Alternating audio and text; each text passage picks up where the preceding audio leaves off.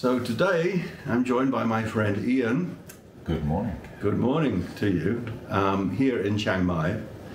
I've known Ian for not that long really, a few months I guess, maybe a year or so. We met doing a tour together, a biker's tour, here from Chiang Mai going north up towards, into the Golden Triangle. Yeah. Can't even remember exactly where we were going, but somewhere in the area. I'm not sure.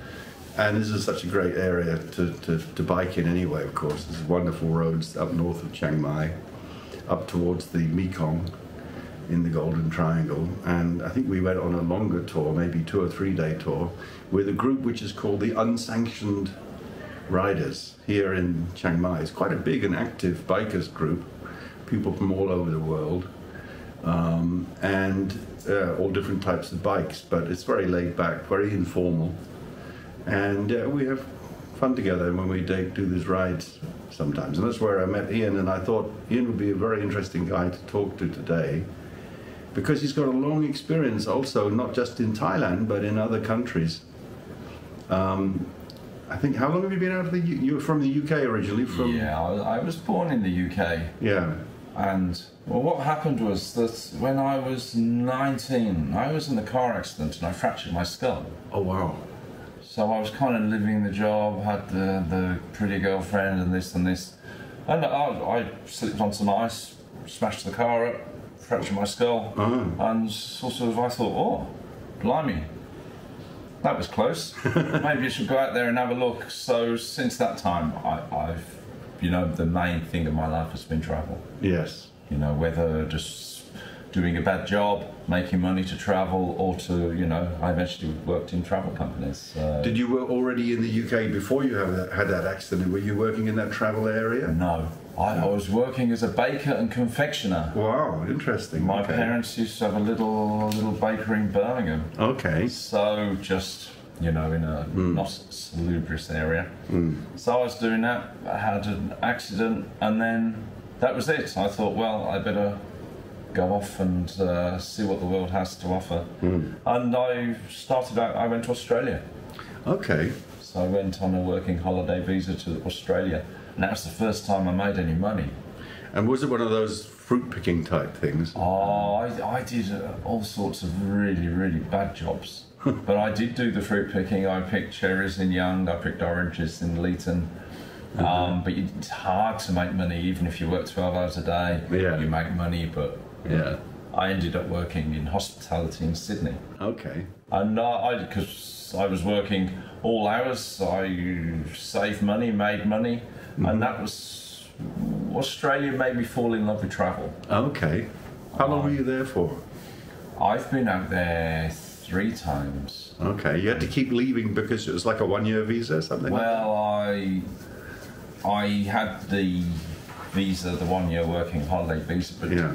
I applied for residency, and I got my residency. Well, you did. Have you? So you still? Have you got it? Like, I'm Australian, mate. I didn't even know that. There's a big secret come out today. Okay. I can't really tell you how I got my we don't need to go into that. I can't go into that. We don't need to go into that in public, but good for you. Okay, so you've got the Australian thing in your back pocket. That's useful to have, isn't it? Yeah, I hitched around Australia.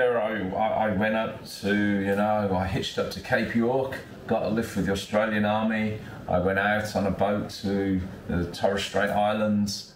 I was hanging around in Northern Territory, trekking here and here. Yeah. I stayed with Aboriginals. I did all this really crazy stuff, and I was very young, very naive, and very stupid. But it made me fall in love with travel. Yeah. So I didn't want to leave Australia because it just opened my eyes to the world. So yeah, I got my residency. Took 9 months. As soon as I got my 9 months, I went travelling for 18 months around Asia, India, Pakistan, and various different places. Went back to the UK, then back to Australia. Then I stayed there 2 years. And at that time, as a permanent resident, you stay there 2 years, you can become a citizen. So I got my Australian passport. So altogether, was it about 4 or 5 years altogether? The first time, just under 2 years. Second time, about 2.5 years. Yeah, so four or five. And you got yourself, these days probably be a lot more difficult, even for somebody like you and like me from the UK originally, it's not so easy as it used to be to get citizenships. I think the deal was there was so many people who are permanent residents, and when they have an election, you have to be a citizen to vote. Yeah. So you are encouraged to, become a citizen, and then you vote. And so yeah, I'm actually British, but I'm on Australian passport most of the time. Yeah, I've got two myself, and I don't use the British one much anymore. Yeah. But okay, so you were there for 4 or 5 years in Australia. You decided you got the travel bug bit you, and you decided to sort of move into that area full time from there. And what happened there? Where did you go from Australia? Well, the last time I lived in Australia, then I'd not been to South America, so and I had quite a serious girlfriend at that time, English girl. And so I was saving money, South America. Someone said to me, "Oh, you're going to South America, you should go to Antarctica." I never thought of Antarctica. This is sort of out of my financial league. And so I got a part-time job for a year to pay for a trip to Antarctica. So from Australia I flew down to Ushuaia and did this trip down to Antarctica. And then, So what was that like? I mean, that's pretty special, isn't it? It's amazing. And I booked the cheap trip. But because it didn't matter when I went, I was, my trip was changed and dates changed. Okay, you were flexible, yeah. So I was upgraded. Wow. So I ended up going down on a ship with 48 people, one of the Russian icebreakers. And I was a bit younger then when I went down. I think everyone else on this trip was an elderly American. I was the only one. Wealthy retiree. Ship that had kind of a free pass when the weather was bad. Everyone else was locked in their rooms, but I was allowed on the bridge and stuff. I wasn't going to fall over and break. No, it was good. I mean, it was really, really good. So how long did you spend down there? I was Antarctica, South America, about 11 months. Wow. I did a trip from southern Argentina up to Colombia, overland, and amazing place. Even though it's a little bit foggy, it's a while ago. But what about the biking thing? When did that start? I used to be someone who trekked. I used to walk everywhere. Like South America, I had a tent and whatever. I did a lot of trekking here and there. I'd go to the national park. I could be self-sufficient for 10 days, tent and food. So that was sort of my love. I only sort of hired motorbikes here and there. Yeah.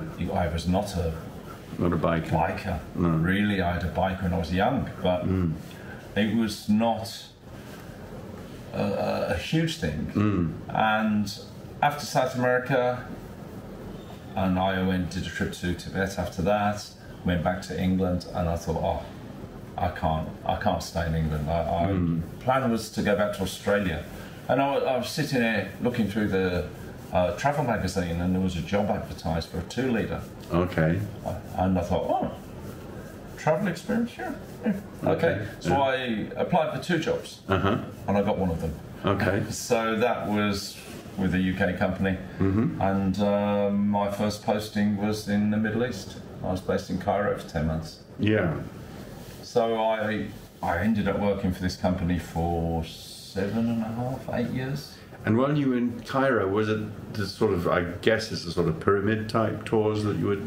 Yeah, we had 3-week tours which would go to more obscure places, Alexandria, Siwa, all the way down to Abyssinia. Pyramid type. And you travelled quite a lot on the Nile, I suppose. Some of the trips had the Nile cruises, but it was quite a small, wasn't such luxurious, but it was... Because they can be these days, that you can have very nice, luxurious... river cruising has become a very trendy thing all over the world. Yeah. But at that time, it was more of a budget company. Yeah. But I was, based out of Bangkok was better. So you moved from Cairo to Bangkok, is that Yes, Cairo to Bangkok, same company. So Bangkok was the office, but you will go out and work in different places. And this means, actually, and you're, you know, obviously, especially then, you were that much younger than you are now, but... oh, thank you, yes. No, but I was going to say is that you were one of those expats who's actually on a proper bona fide working visa in Thailand. You were officially here, I'm guessing. You cannot work in travel in Thailand. Yes. In the old days, you got away with it. Yeah. I didn't have a work visa. You didn't have one? No. So how long were you doing that? Okay, we don't want to have you talking, telling secrets. Well, that's right. I could get into a lot of trouble. No. It was a long time ago. ago. Because you said you worked for them for 7 years, and then you came from but Egypt. I worked in different places. Okay. You know, in Asia, okay. in Asia, it was Thailand, Laos, Cambodia, Vietnam. Yeah. Here. And then I went off to Africa. We did a project with the Maasai. So that was a really good thing to do because we actually lived with the Maasai. And how long was that for? That's another huge That was just thing. 2-week trips. Okay. 2-week trips. And you were based at the time in Bangkok? Based in Bangkok. Based in Bangkok and going off to Africa. Yeah. And so different places. And then at one stage I was in Bangkok and I used to take photos and I had some pictures made, and one of the big bosses of this travel company came in and saw my pictures and he went, oh, that good. So I was sent off. I think 10 different countries taking photos. They put me on a couple of trips as well to take photos. So I learned to take pictures then because I didn't really know what I was doing. But I managed to get good pictures of people. And so I had this, you know, this multi-country trip where I was going around taking photos. So that was a really good part to that as well.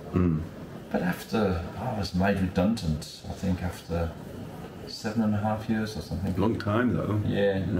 So when was this? Bring us up to about 2010, or have I got my dates wrong? 2008, 2009. Okay. So we were made redundant, but I was still in Bangkok, so we tried to set up our own travel company. But 2008 was the financial There was a big downturn. yes. So it was not a good time. No. Not a good time.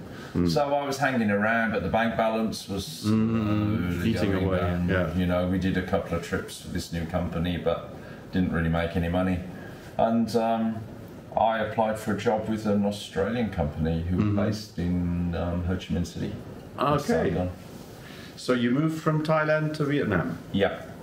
But you kind of move there. The office is there. And Yeah. There's a place that you can crash. Yeah. That's there. Yeah. And but you work all different countries. And how did that work change? It's a completely different company. Was it very different work to what you'd done before? It was I think the clientele were different. It was the salary was better, which was good. Okay. So at least I could make money there, and it was a little bit different. Different clientele.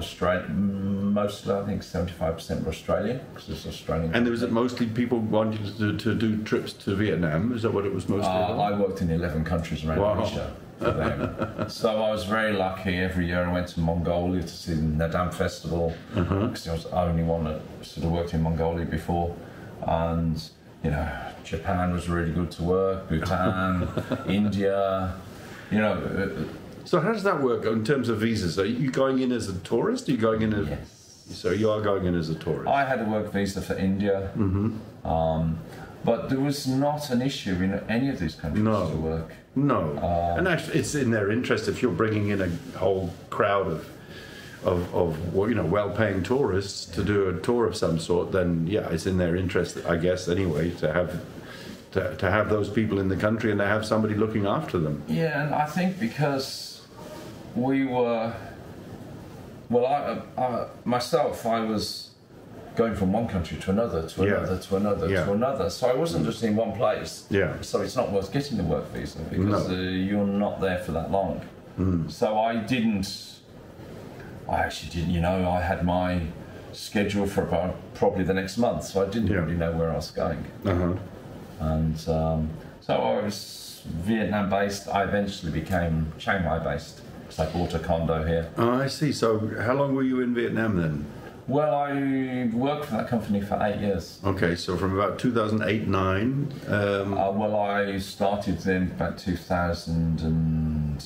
Oh, blimey, I have to look. I finished with them in 2018.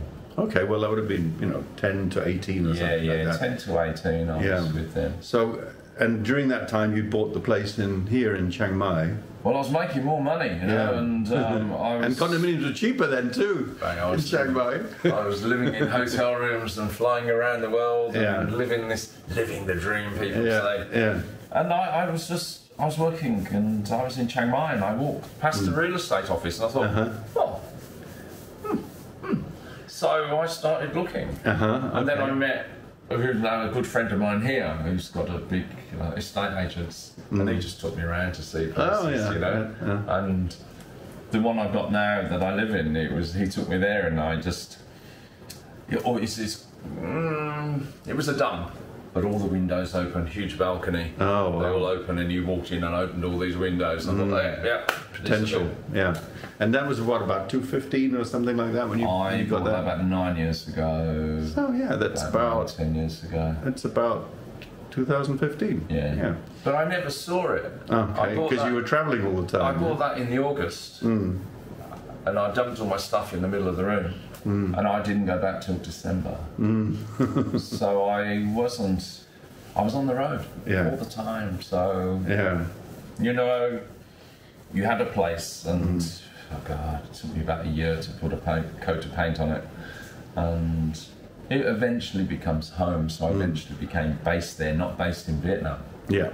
And because I worked in a lot of India and Japan and places, it was easy for me to be in Thailand. Yeah, it seems that sort of work, they don't mind too much where you actually are.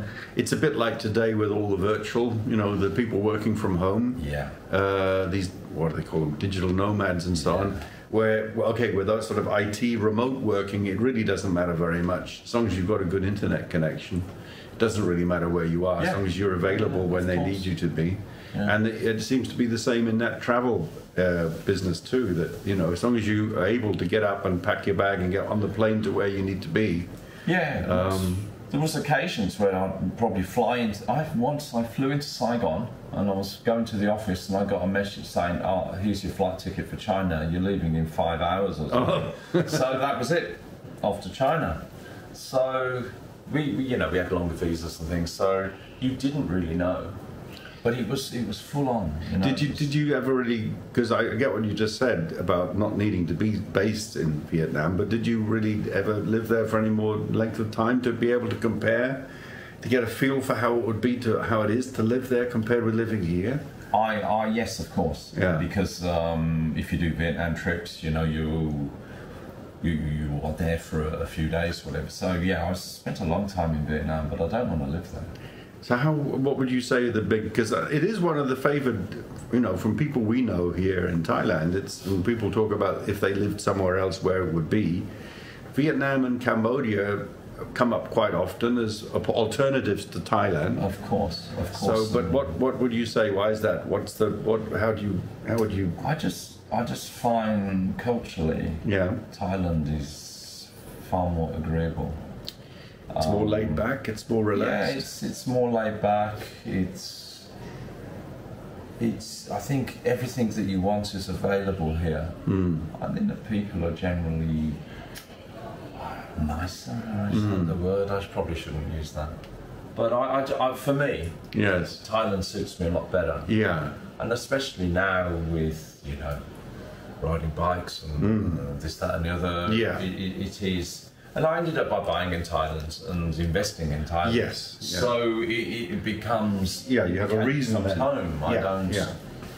But I didn't really... We were based in Saigon. I wouldn't want to be based in Saigon. And that's a big city too. Too busy, too It's manic. A bit like Bangkok, isn't it? And I don't want to be in Bangkok anymore, and I was based there and spent a long time there. But I don't want that, We say sabai. You just want it a little bit easy. You don't... too much hassle, too many things going on. No, I get that. It's interesting. People, different takes on it. I mean, I know a couple of people who've lived in Vietnam, and yeah, say they enjoyed it there. But I certainly, you mentioned the biking thing. I think people generally agree that Thailand is a much better place for riding bikes out in the country, that sort of thing. In the city anyway. I mean, obviously those big cities like Saigon, the same with Bangkok, you wouldn't want to ride a bike much in those big cities. I've ridden a couple of 3 times through Bangkok, and I don't need to do it. No, you don't. You wouldn't. That's not much fun. But you've got up here, especially in the north of Thailand, you've got these wonderful roads in very good condition, but very quiet in the countryside. Nice twisty, hilly roads, beautiful countryside. Food wherever you need it and want it. Coffee shops wherever you need them and want them. Cheap hotels, friendly people. Homestays, you know. Yeah. No, it is. I think you live here, then you don't appreciate it quite as much. But yeah, it's such an amazing country. Yeah. You know, just so much going on. And I've had time, so I've explored. I think maybe I've been to all the provinces. I'm not sure. But I've been so many places here, and the big thing is trying to find new places to go. Yeah, you know, that's yes. Yeah. So, and that's one reason I wanted to have this chat with you, Ian, because I remember from when we were on the tour together, you told a few stories about your experiences and so on, and I realized you've got a lot of experience also here locally in Thailand. You seem to know all the back roads a lot better than I do, that's for sure. And you've done some trips from here going to on the bike. Is that right? You're taking the bike with you going from Thailand? Yes. Other places? Yes. Where have you been? Well, my big thing is not to go do the same trips all the time. Okay. I'm not, you know, I want to do different things. So the first one was a trip to southern Laos. Yeah. Laos, I should say. Laos, I think. Laos. So that was to southern Laos, and there for about 18 days or something. And then I did another one to northern Laos. This time last year I was in Malaysia. So you rode the bike. What are you riding at the moment? I was on the 500X. Okay. Yeah. The CB 500X, which has now changed its name to NX. No, NX 500. I was in Honda yesterday. I had to drop mine off. I've broken it. So yeah, I was looking at that yesterday. Yeah, they put the screen from the Transalp onto it, which makes it a lot nicer, I think. Yeah, it looks nice, and that's selling it all kitted out as well. Yeah. Oh yeah. So, Honda's the #1 in Thailand, #1 brand. You know, I think if you're going away from the main areas, you need something that people can work on. Yes. You know, you get new tyres. You just need something that. Yeah. Things are available, spare parts and things are available. And they are very reliable too. So the chances of them breaking are not so high as some other bikes. Yeah. And if they do, then you're much more likely to get people who know how to fix them. Sure. Yeah. Sure. Every street corner, basically. Yeah. So, and I don't have the money to buy a real flush bike. So, no. But the 500 is a good bike for touring. It's a medium. Well, in Thailand it's considered a big bike, but in other places it's more a sort of medium-sized bike. Yeah. But it's a good size for an economical. I had one for a while, not for long. There's another story what happened to that bike. But so you took the 500 and you went down to southern Laos and then also northern Laos, and you spend several weeks when you're doing that. And how do you do that? Do you plan it in advance? You know, we're going to be on a certain day, or you play it very much by ear when you get there? You know, I used to sort of plan everything when I worked in tourism, but I'm not very good at planning things now. No. So, and because you don't know what the road's going to be like, getting accommodation's not that difficult. I usually, and you've got internet connection, so you can always look at things. So I would be probably around lunchtime, knowing where I'm going to be, and that's when I'll book up something so I can aim for something. But then you find a road and go, oh, that's interesting, I'm going to go down there, I wonder what that is. So it's hard I find it very hard to say, well, I'm going to be A, B, C, D, E. Well, there's no, and if you're, like, I think both of us are in a fairly privileged situation, not having to, get back to work on Monday, as it were, then we don't have those constraints of having to be in a certain place at a certain time and be back home again on a certain day either. We've got a bit more freedom than a lot of people. Yes, of course. So okay. Yeah, did the Laos trips, then did the Malaysia trip with a few people. And how is that? That's a long way down from here. You rode all the way down to Malaysia from here. That's about 3 or 4 days to get down there. Betong is over 2,000 kilometres. Yeah. So from Masai to Betong is 2,100 kilometres. Yeah. So here it's about 1,800. But I will not just go... Don't go straight down the highway. No. I spent time in southern Thailand. Yes. Patani, Yala, Betong, which I like because it's very, very different. And then met friends in Betong, and then crossed into Malaysia. Did a big circle in Malaysia. How is Malaysia, from a biker's point of view, compared with Thailand? Because I know a lot of Malays, they like to come up to Thailand again and go on the roads up here. So how different is that? I think the northern third of Malaysia is nice. Yes. You know, you've got the roads around Taman Negara, the hill stations. I'm going out to Penang, Langkawi.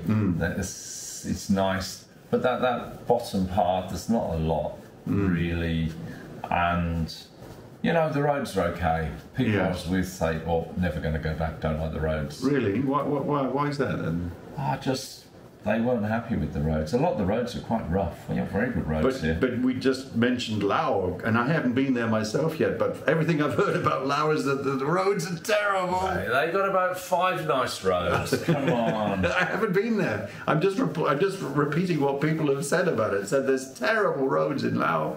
But compared with Malaysia, they must be... I mean, I would have thought Malay roads must be much better than the ones in Laos. There's some of the roads are quite rough in Malaysia. But it's kind of strange in Laos because there's some roads that go to some obscure places that are really, really good roads. Okay. But then the main roads are really bad. Yeah. And you want to go somewhere a little bit further, and you could be on really rough roads, 20 or 30 kilometres, and it's a bit harsh on you, but it's harsh on the bike as well. Yeah.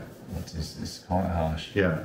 And but then as part of the adventure, you know, just something that's a little bit different. Yeah.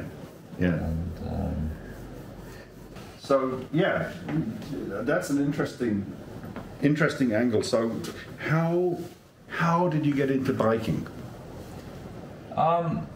It wasn't worth me buying a motorbike while I was working in the travel industry because I was, even though I had an apartment here. Yeah. I might not come here for 6 months. Yeah. You can't have a bike sitting there for 6 months. Yeah. Use it for a week and come back again 6 months later. So it was only 12 months before I was made redundant from the second company. I bought my Kawasaki and just started exploring. Now I used to trek everywhere.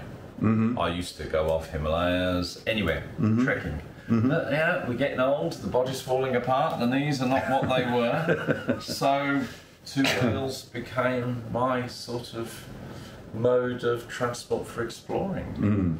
And I used to, every spare time, just go off. So the Kawasaki, what is that, a Versys or something? Yeah, Kawasaki Versys. The Versys 650? No, just my first one was the 300. Okay. And you still got that one? Yeah, I've got 75,000 kilometres on it. Wow. Did you bought it new? Yeah. Okay. And is it a one cylinder? 300? Yeah. That's interesting. I hadn't looked at that before because there's a couple of Hondas about that size which I was looking at recently. One's like a small CB500X, a one cylinder 300. Yeah, I forget what it's called. That's the alternative perhaps to that. It's great for dashing around, and I use that as my scooter now. Yeah. In town, but I still go out of town. Like if there's problems with the Honda, then I'll use the Kawasaki. I don't care. So, in terms of, we were just talking about how I think Honda's a sensible brand in Thailand because it is the #1 brand and it's the most popular brand and reliable. How do you find your Kawasaki in comparison? Do you think it's in any way riskier than having a Honda? Is it less reliable or less sensible as an alternative, or what do you think? I think very similar. Very similar. Very similar. And there's a lot of Kawasaki dealerships around. There are, okay. So when you're touring, especially around Thailand, you're popping for service here or service here. Yeah. There's a lot of Kawasaki dealerships. And when you go to Malaysia, like you have done, or to Laos, is that more or less important which bike you've got there? I would be happy on both. Yeah. They're both big brands, aren't they? They're both big Japanese brands. Yeah, they're both pretty good on rough roads. Yeah. Which is what you need. You Yeah. need something that you can do a bit of everything on. Yeah. Now I can't cruise at 140 No. and things like that on it because it's not happy, you know. But neither of us want to really cruise on highways.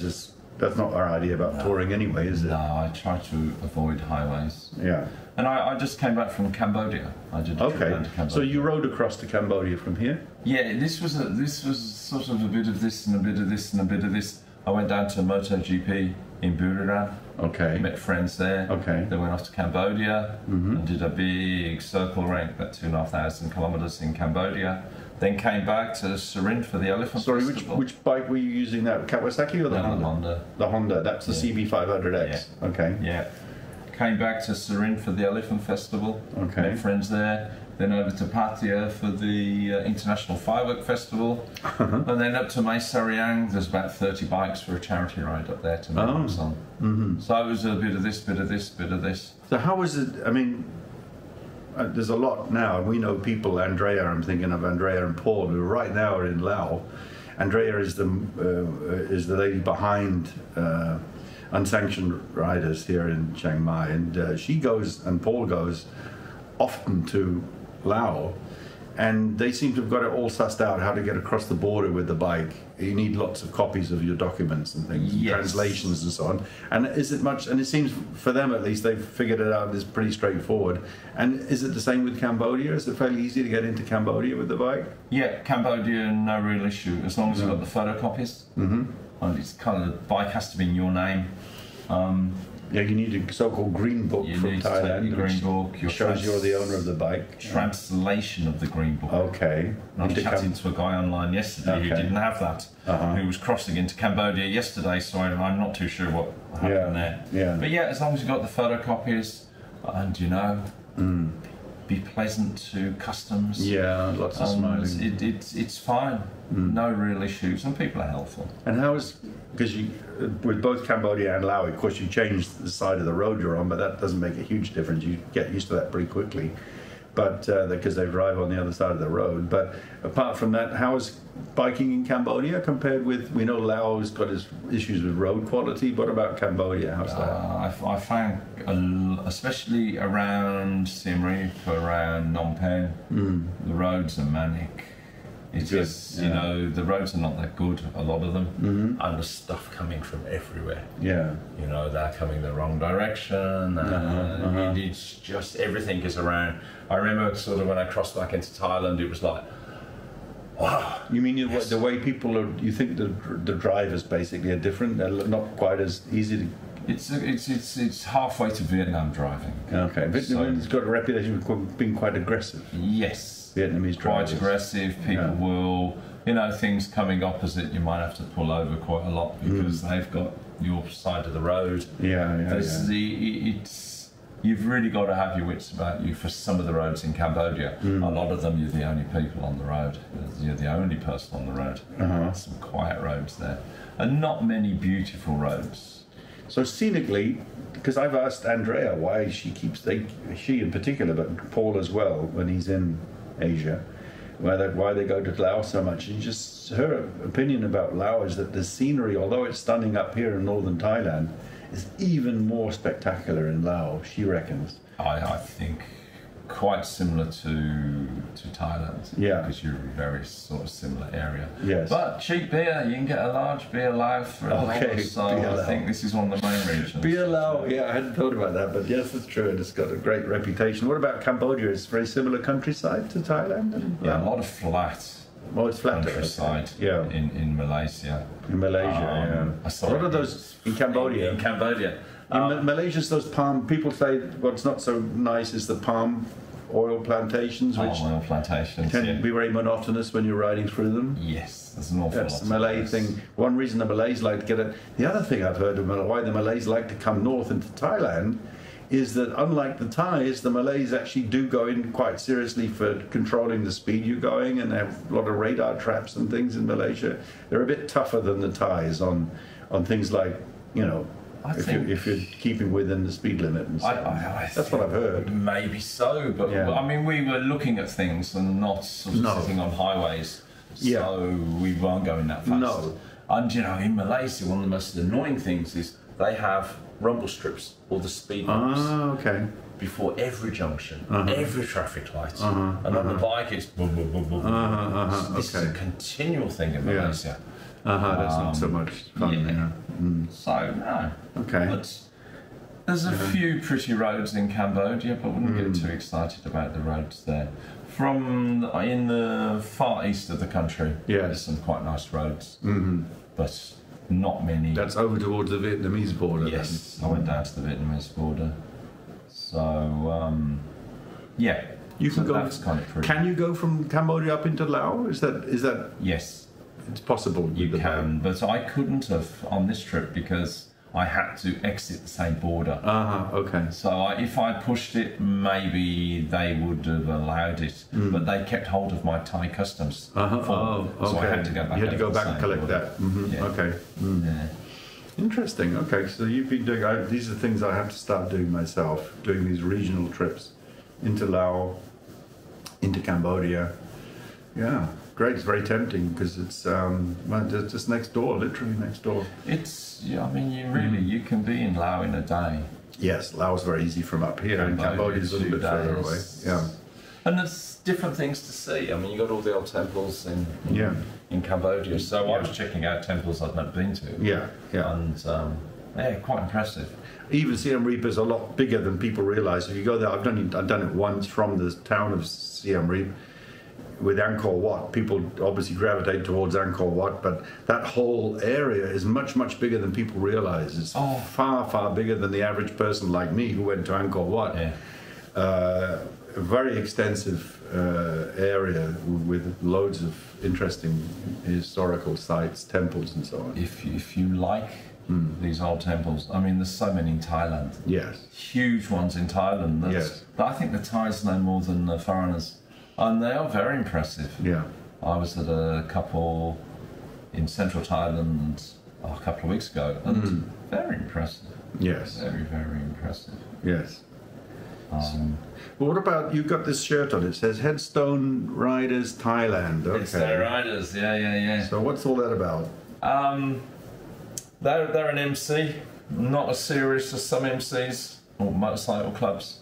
And I had a couple of good mates in Chiang Mai who got patched up and joined them. And I was at their patch party, got to know some people, and I was asked if I wanted to join, so I joined. And, you know, a little bit different from some of the very serious motorcycle clubs. Most of the boys ride a lot. Okay. They're spread all over Thailand. They ride a lot. We will get together a minimum every 3 months. Okay. I've just come up from Chumpon in the south. Oh yeah, Chumpon. I'm going down there myself in a couple of months. For 2 months during the smoky season. During the smoky season. Well, Tung Wah Lane Beach. Okay. Yeah.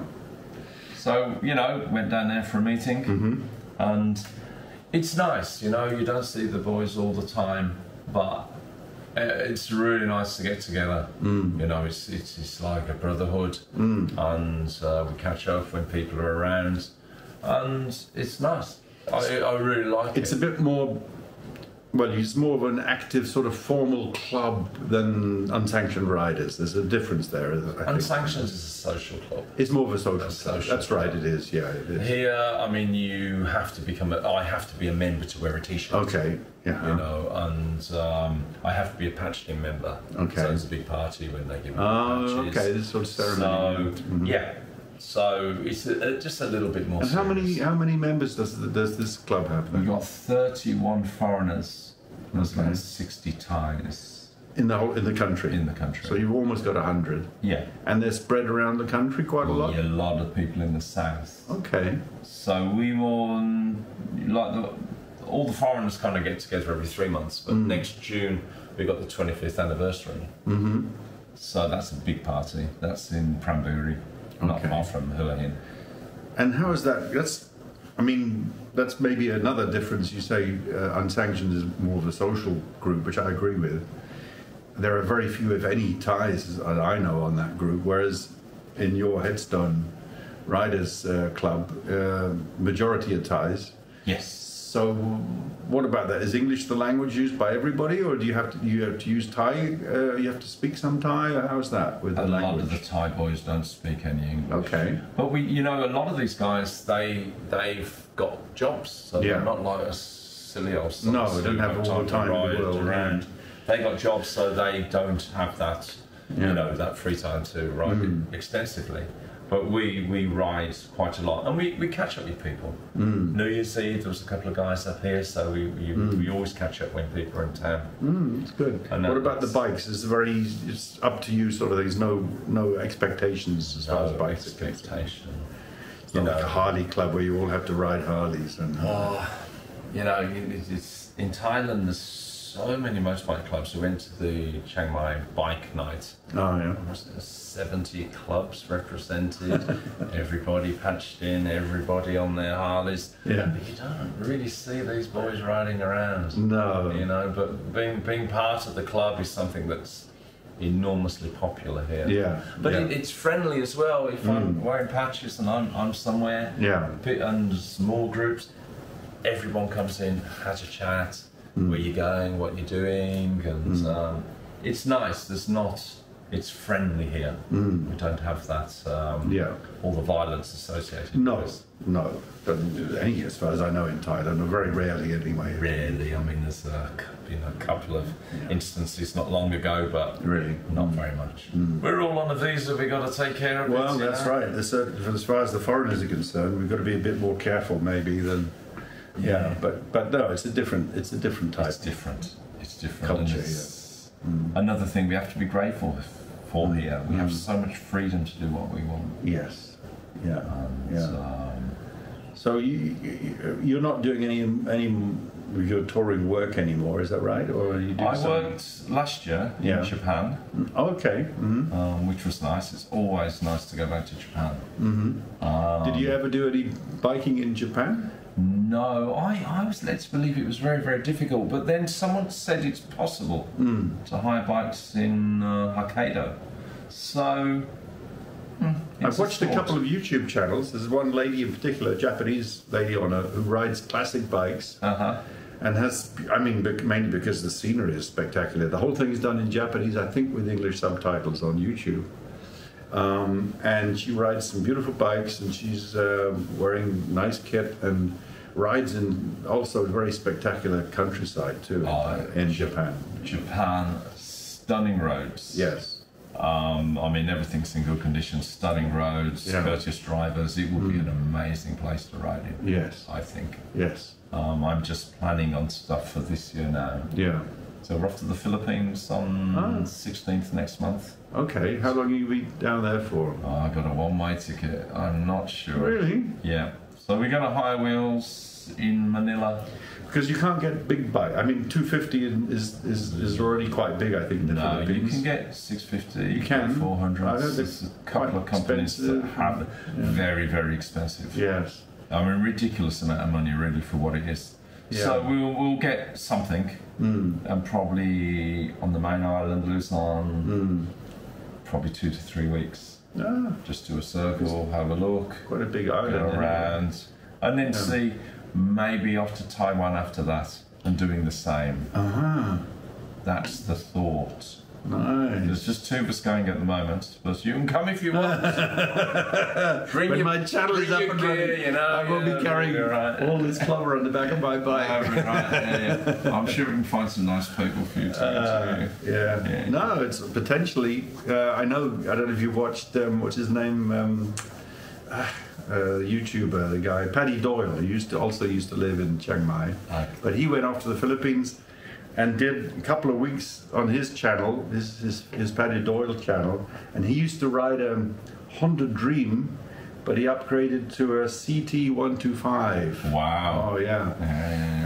But anyway, he went to the Philippines, and the reason he gave, and he explained all this on his channel, is that the Philippine YouTube channels give the best conversion rate. In other words, that the highest level of interest and the highest level of likes and the highest level of people subscribing and so on. But the interesting thing is it's all Filipinos. Yeah. And in order to get, or the Philippine people have got the highest level of activity or whatever, engagement, I think that's the word I'm looking for, with YouTube, but only for Philippine content. So he went to the Philippines basically to drive his channel. Because he knew if he reported from the Philippines, he'd get a lot of new Filipino subscribers and lots of Filipino likes and so on, and comments and so on, and that would drive his subscription base. Oh, so you are explained all that in due course, but I've got a few things. It'll be a few months, I think, before I get this new channel up and running.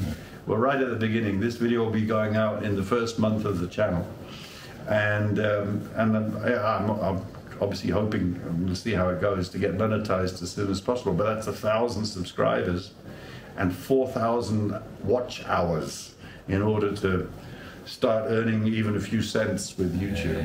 And but that's my ambition, my objective. At least you have a goal. I've got, and frankly, we're both in that position where you have the time. And I think we know interesting people, and we go to interesting places, and it's a pity not to make use of that in some way. Yes, of course. And people have said to me I should do something quite similar. Well, you should. I mean, going to when I think back what you used to do, obviously you were busy with your business, you know, touring, looking after people and so on. But obviously and it was before the days of YouTube really, when you were back 20 years ago when you were doing that. But yeah, in retrospect, you could have done when you went to the Antarctic. Imagine what you could have done there. Of course, but even last year. I mean, what it was. Malaysia, to Borneo. Even now, you went to Borneo as well. I went to Borneo for. Did you go? Did you? Were you down in Sarawak or only up in Sabah? Sabah and Sarawak. Both. Yeah. I personally, I prefer Kuching to Kota Kinabalu myself. Yeah. It's an old historic town. It was another one of these trips. All I booked was a flight and one night's accommodation. Yeah. And then walked around. There's no public transport. I'll get a motorbike. So I did 2,500 kilometres around there. It's a little bike too, I expect. Yeah. Couldn't hire anything else. No, it was only a small bike. Yeah. So just well, that's what you need as well. Actually, even a 125, 150, even the bigger scooters here. Actually, people do a lot of touring on those big scooters, those Forzas and so on, the 350s. You know, they're as fast as most of the bikes that people. We've got one or two in our group who ride those big Honda Forzas. Yeah. And they're very practical in many ways because they've got a lot of storage space, and they're comfortable, and they're economical, and they're fast. There's something to be said, I think, in Thailand for hiring a big scooter rather than a regular motorbike. You know, I know that people look down on them a bit because they're not regular bikes, but. And I think if the roads are not very good, having something lighter that you can pick up is also advantageous. And those little wheels obviously not designed to go off road or anything. But you know, on the Thai roads, the regular good Thai roads, up around here, you could do some serious touring on a big scooter, actually. But anyway, so you, you were in Borneo as well. Well, that's another interesting place. Did a trip to Korea. I went to Japan. Went back to the UK. Then Cambodia. So now, I mean, it was a bit of an epic year, 23. So now I've got to work on 24 to be. A whole year ahead of us now. There's a few thoughts. But from the sound of things, you're going anywhere soon from Asia. You're going to be here for time for the foreseeable future. You're going to be based here in Thailand and northern Thailand. Yeah. I'll be sort of living here. Avoiding the smoky season. Yes. I got I think I have the next 6 months planned. Older than me. Well, I have to go back to the UK to see my mother, who's 92 now. So maybe Azerbaijan and Georgia on the way back to the UK. Okay, why not? It seems to be possible. So great. Yeah. Good. Yeah. Well, thanks so much for coming in and having this very interesting chat. And good seeing you again. And thanks a lot. Of course, and see you in the Philippines. We'll see. Maybe, who knows. Thanks.